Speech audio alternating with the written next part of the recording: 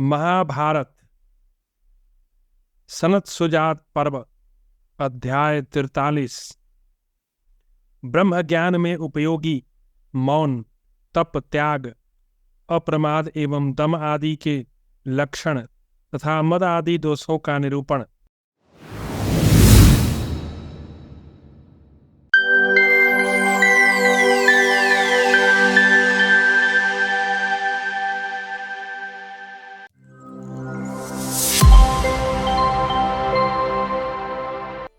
धृतराष्ट्र बोले, विद्वान, यह मौन किसका नाम है? वाणी का संयम और परमात्मा का स्वरूप, इन दोनों में से कौन सा मौन है? यहाँ मौन भाव का वर्णन कीजिए। क्या विद्वान पुरुष मौन के द्वारा मौन रूप परमात्मा को प्राप्त होता है? मुने, संसार में लोग मौन का आचरण इस प्रकार करते हैं। सनत सुजात ने कहा, राजन, जहाँ मन के सहित वाणी रूप वेद नहीं पहुँच पाते, उस परमात्मा का ही नाम मौन है, इसलिए वही मौन स्वरूप है। वैदिक तथा लौकिक शब्दों का जहाँ से प्रादुर्भाव हुआ है, वे परमेश्वर तन्वयतापूर्वक ध्यान करने से प्रकाश में आते हैं। धृतराष्ट्र बोले, विद्वान, जो ऋग्वेद, यजुर्वेद, सामवेद को जानता है तथा पाप करता है, वह उस पाप से लिप्त होता है या नहीं? सुरत सुजात ने कहा, राजन, मैं तुमसे असत्य नहीं कहता। ऋग, साम अथवा यजुर्वेद कोई भी पाप करने वाले अज्ञानी की उसके पाप कर्म से रक्षा नहीं करते। जो कपटपूर्ण धर्म का आचरण करता है, उस मिथ्याचारी का वेद पापों से उद्धार नहीं करते। जैसे पंख निकल जाने पर पक्षी अपना घोंसला छोड़ देते हैं, उसी प्रकार अंतकाल में वेद भी उसका परित्याग कर देते हैं। धृतराष्ट्र बोले, विद्वान, यदि धर्म के बिना वेद रक्षा करने में समर्थ नहीं है, तो वेदवेत्ता ब्राह्मणों के पवित्र होने का प्रलाप चिरकाल से क्यों चला आ रहा है? सनत सुजात ने कहा, महानुभाव, परब्रह्म परमात्मा के ही नाम आदि विशेष रूपों से इस जगत की प्रतीति होती है। यह बात वेद अच्छी तरह निर्देश कर सकते हैं, किंतु वास्तव में उसका स्वरूप इस विश्व से विलक्षण बताया जाता है। उसी की प्राप्ति के लिए वेद में तप और यज्ञों का प्रतिपादन किया गया है। इन तप और यज्ञों के द्वारा उस क्षोत्रिय विद्वान पुरुष को पुण्य की प्राप्ति होती है। फिर उस निष्काम कर्म रूप पुण्य से पाप को नष्ट कर देने के पश्चात उसका अंतःकरण ज्ञान से प्रकाशित हो जाता है। तब वह विद्वान पुरुष ज्ञान से परमात्मा को प्राप्त होता है। किंतु इसके विपरीत जो भोगाभिलाषी पुरुष धर्म, अर्थ, काम रूप त्रिवर्ग फल की इच्छा रखते हैं, वे इस लोक में किए हुए सभी कर्मों को साथ ले जाकर उन्हें परलोक में भोगते हैं तथा भोग समाप्त होने पर पुनः इस संसार मार्ग में लौट आते हैं। इस लोक में जो तपस्या सकाम भाव से की जाती है, उसका फल परलोक में भोगा जाता है, परंतु जो ब्रह्मोपासक इस लोक में निष्काम भाव से गुरुतर तपस्या करते हैं, वे इसी लोक में तत्व ज्ञान रूप फल प्राप्त करते हैं, मुक्त हो जाते हैं। इस प्रकार एक ही तपस्या रिद्ध और समृद्ध के भेद से दो प्रकार की है। धृतराष्ट्र ने पूछा, सनत सुजात जी, विशुद्ध भाव युक्त केवल तप ऐसा प्रभावशाली बढ़ा चढ़ा कैसे हो सकता है? यह इस प्रकार कहिए जिससे हम उसे समझ लें। सनत सुजात ने कहा, राजन, यह तप सब प्रकार से निर्दोष होता है। इसमें भोग वासना रूप दोष नहीं रहता, इसलिए यह विशुद्ध कहा जाता है। और इसलिए यह विशुद्ध तप सकाम तप की अपेक्षा फल की दृष्टि से भी बहुत बढ़ा चढ़ा होता है।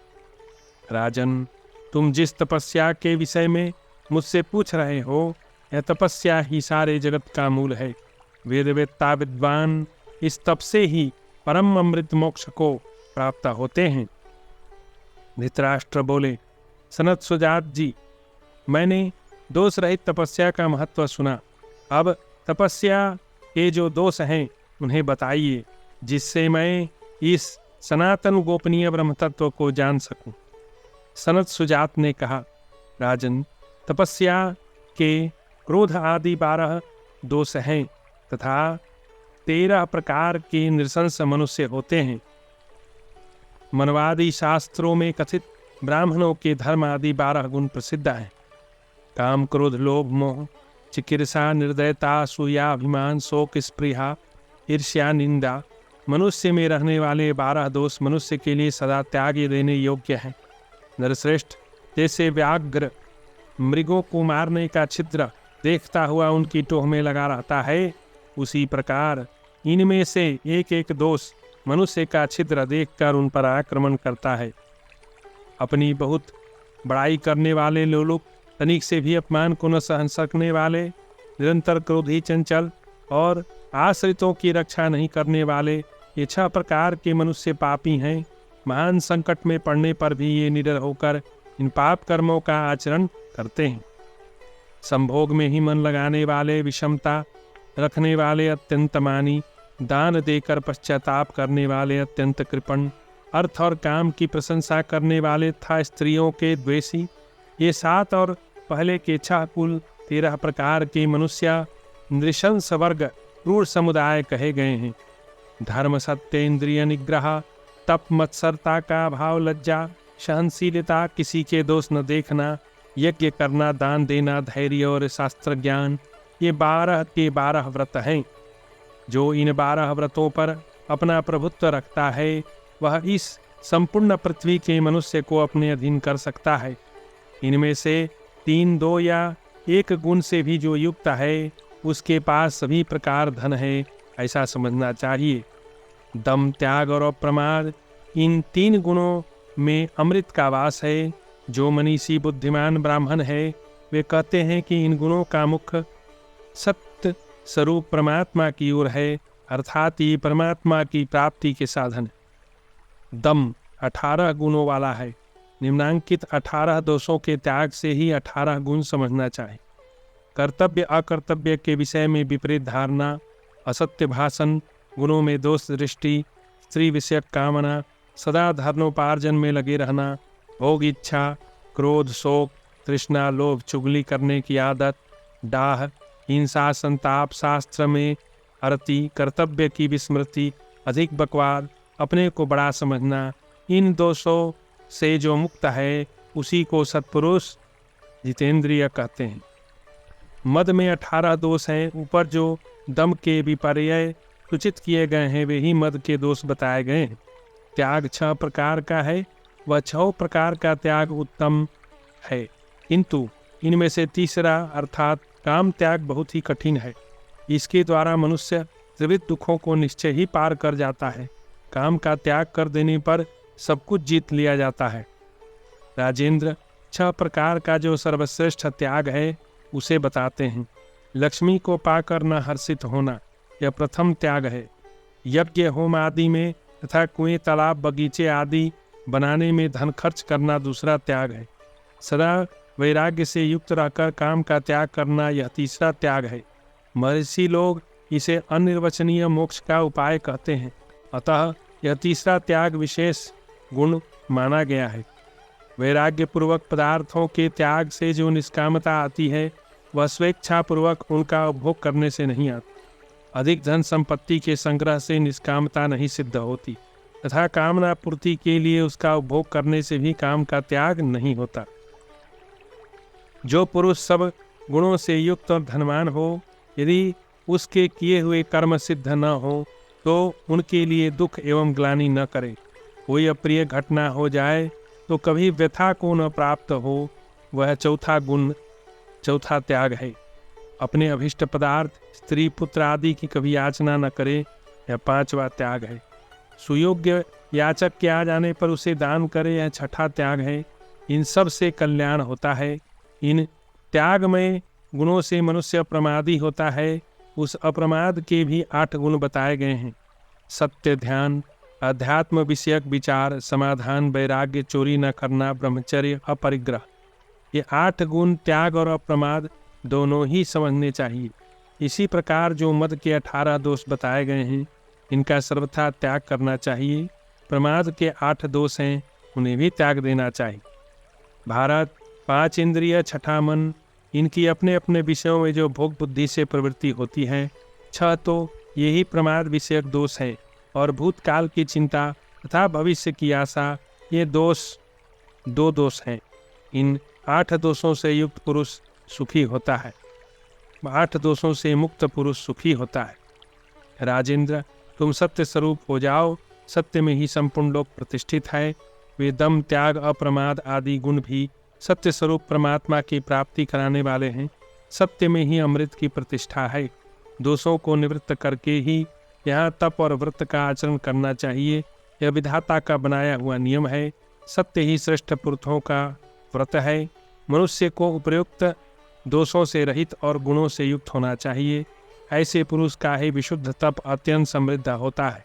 राजन, तुमने जो मुझसे पूछा है वह मैंने संक्षेप में बता दिया। यह तप जन्म, मृत्यु और वृद्धावस्था के कष्ट को दूर करने वाला पापहारी तथा परम पवित्र है। धृतराष्ट्र ने कहा, मुने, इतिहास पुराण जिनमें 5वां है, उन संपूर्ण वेदों के द्वारा कुछ लोगों का विशेष रूप से नाम लिया जाता है, अर्थात वे पंचवेदी कहलाते हैं। दूसरे लोग चतुर्वेदी और त्रिवेदी कहे जाते हैं।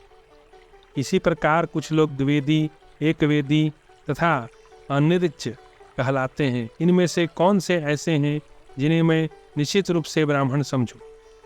सनत सुजात ने कहा, राजन, सृष्टि के आदि में वेद एक ही थे, परंतु न समझने के कारण बहुत से विभाग कर दिए गए। उस सत्य स्वरूप एक वेद के सार तत्व परमात्मा में तो कोई बिरला ही स्थित होता है। इस प्रकार वेद के तत्व को न जानकर भी कुछ लोग मैं विद्वान हूँ ऐसा मानने लगते हैं। फिर उनकी दान, अध्ययन और यज्ञ आदि कर्मों में लोभ से प्रवृत्ति होती है। वास्तव में जो सत्य स्वरूप परमात्मा से च्युत हो गए हैं उन्हीं का वैसा संकल्प होता है। फिर सत्य स्वरूप वेद के प्रामाण्य का निश्चय करके ही उनके द्वारा यज्ञों का विस्तार किया जाता है।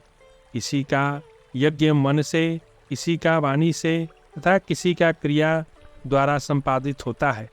सत्य संकल्प पुरुष संकल्प के अनुसार ही लोगों को प्राप्त होता है, किंतु जब तक संकल्प सिद्ध न हो तब तक दीक्षित व्रत का आचरण अर्थात यज्ञ आदि कर्म करते रहना चाहिए।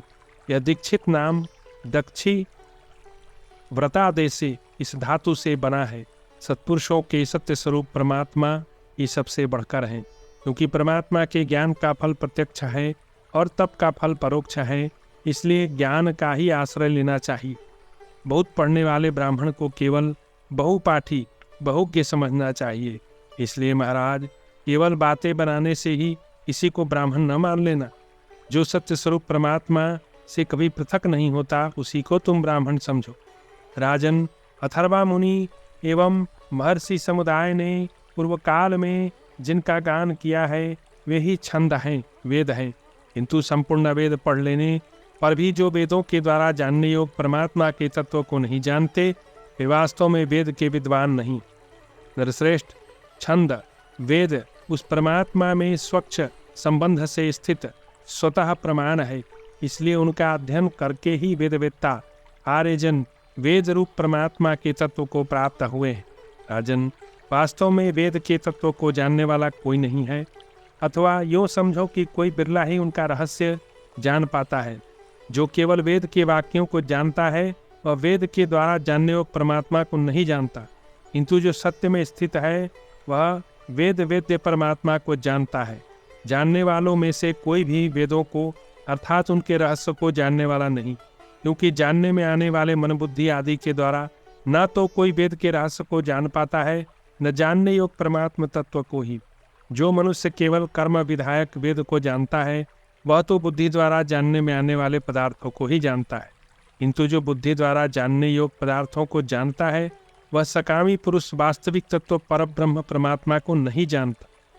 जो महापुरुष वेदों के रहस्य को जानता है वह जानने योग्य परमात्मा को भी जानता है, परंतु उस जानने वाले को न तो वेदों के शब्दों को जानने वाला जानता है न वेद ही जानते हैं। तथापि वेद के रहस्य को जानने वाले जो ब्रह्मवेत्ता महापुरुष हैं वे उस वेद के द्वारा ही वेद के रहस्य को जान लेते हैं। अर्थात वेदों का कथन इतना गुप्त है कि केवल शब्द ज्ञान से उसका रहस्य एवं उसमें वर्णित परमात्म तत्व समझ में नहीं आता। अंतःकरण शुद्ध होने पर सद्गुरु या प्रभु की कृपा से ही साधक उसे समझ पाता है। द्वितीया के चंद्रमा की सूक्ष्म कला को बताने के लिए जैसे वृक्ष की शाखा की ओर संकेत किया जाता है, उसी प्रकार उस सत्य स्वरूप परमात्मा का ज्ञान कराने के लिए ही वेदों का भी उपयोग किया जाता है, ऐसा विद्वान पुरुष मानते हैं।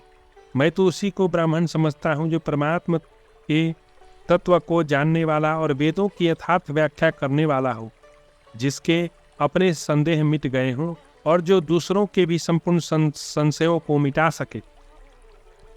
इस आत्मा की खोज करने के लिए पूर्व, दक्षिण, पश्चिम तथा उत्तर की ओर जाने की आवश्यकता नहीं, फिर आग्नेय आदि कोणों की तो बात ही क्या। इसी प्रकार दिव्य भाग से रहित प्रदेश में भी उसे नहीं ढूंढना चाहिए। आत्मा का अनुसंधान अनात्म पदार्थों में तो किसी तरह से नहीं करे, वेद के वाक्यों में भी न ढूंढकर केवल तप के द्वारा उस प्रभु का साक्षात्कार करें। वाग आदि इंद्रियों की सब प्रकार की चेष्टा रहित होकर परमात्मा की उपासना करें, मन से कोई भी चेष्टा न करें। राजन, तुम भी अपने हृदय आकाश में स्थित उस विख्यात परमेश्वर की बुद्धिपूर्वक उपासना करो। मौन रहने अथवा जंगल में निवास करने मात्र से कोई मुनि नहीं होता। जो अपने आत्मा के स्वरूप को जानता है वही श्रेष्ठ मुनि है। संपूर्ण अर्थों को प्रकट करने के कारण ज्ञानी पुरुष वैयाकरण कहलाता है। यह समस्त अर्थों का प्रकटीकरण मूलभूत ब्रह्म से होता है, अतः वही मुख्य वैयाकरण है। विद्वान पुरुष भी इसी प्रकार अर्थों को व्यक्त करता है, इसलिए वह भी वैयाकरण है। जो योगी संपूर्ण लोकों को प्रत्यक्ष देख लेता है, वह मनुष्य उन सब लोकों का दृष्टा कहलाता है। परंतु जो एकमात्र सत्य स्वरूप ब्रह्म में स्थित है, वही ब्रह्मवेत्ता ब्राह्मण सर्वज्ञ कहलाता है। राजन, पूर्वोक्त धर्म आदि में स्थित होने से तथा वेदों का क्रम से विधिवत अध्ययन करने से भी मनुष्य इसी प्रकार परमात्मा का साक्षात्कार करता है। यह बात अपनी बुद्धि द्वारा निश्चय करके मैं तुम्हें बता रहा हूँ।